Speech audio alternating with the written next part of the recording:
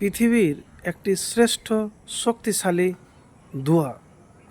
পৃথিবীর কোনো শক্তি নেই এই দোয়ার মোকাবিলা করতে পারবে।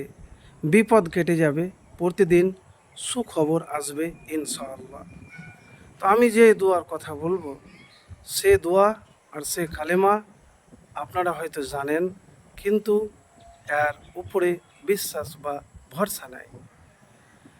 ইব্রাহিম আলাইহিস সালামকে যখন আগুনে নিক্ষেপ করা হয়, তার আগে ইব্রাহিম আলাইহিস সালাম যে দোয়া পাঠ করেছিলেন তাতে কাফেরেরা তার কিছুই করতে পারেনি। একটি শরীরে তার লুম ও ক্ষতি হয়নি, পুড়েনি। তা আমি সেই দোয়ার কথা বলবো, হাসবুন আল্লাহু ওয়া নিমাল ওয়াকিল। হাসবুন আল্লাহু ওয়া নিমাল ওয়াকিল এমন একটি দোয়া যে একবার নবীজি সাল্লাল্লাহু আলাইহি সাল্লাম কিয়ামতের কথা বলছিলেন। আর এক হাদিসে আছে যে নবীজি সাল্লাল্লাহু আলাইহি ওয়াসাল্লাম হাসবুন আল্লাহু ওয়া নিমাল ওয়াকিলের পাঠ করতে বলেছেন সাহাবীদেরকে। তো প্রিয় ভাই, জীবনে যখন খুব কঠিন মুহূর্তে থাকবেন, কেউ আপনাকে সাহায্য বা সহযোগিতার আশা করছেন না, সবাই আপনার মনে হচ্ছে দুশ্মন, তো ওই সময়তে আপনি এই হাসবুন আল্লাহ ওয়া নিমাল ওয়াকিল বেশি বেশি করে পাঠ করুন। তো প্রিয় ভাই, আমি এতটুকুন আপনাকে বলবো যে হাসবুন আল্লাহ ওয়া নিমাল ওয়াকিল অংশটি কোরআনের আয়াত। এটি পড়ার কথা পবিত্র সহিহ হাদিসের মাধ্যমে প্রমাণিত। ইব্রাহিম আলাইহিস সালামকে আগুনে নিক্ষেপ করা হলো এবং রসুল সাল্লাল্লাহু আলাইহি সাল্লামকে মুশরিকদের হামলা হবে এমন খবর শুনে হামরাউল আসাদে উক্ত এই দোয়াটি পাঠ করেন। তো দোয়াটি কি? সেই দোয়াটি আপনাদেরকে বলবো আমি, হাসবুন আল্লাহু ওয়া নিমাল ওয়াকিল।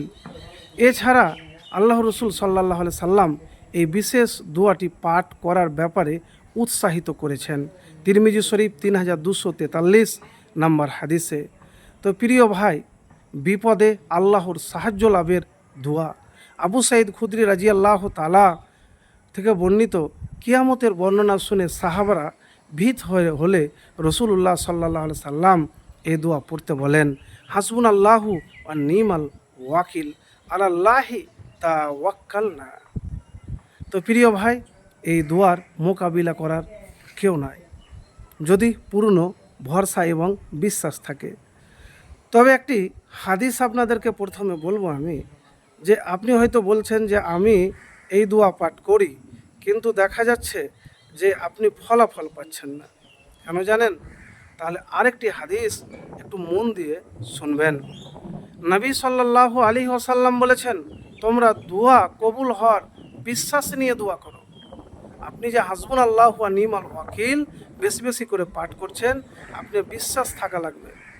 জেনে রাখো, আল্লাহ তাআলা অবহেলাকারী ও অমনোযোগী অন্তরের দোয়া কবুল করেন না। অনুনয়, বিনয়, আশা, ভয় প্রকাশ করে চাওয়া, তো এই জিনিসগুলি আপনাকে লাগবে।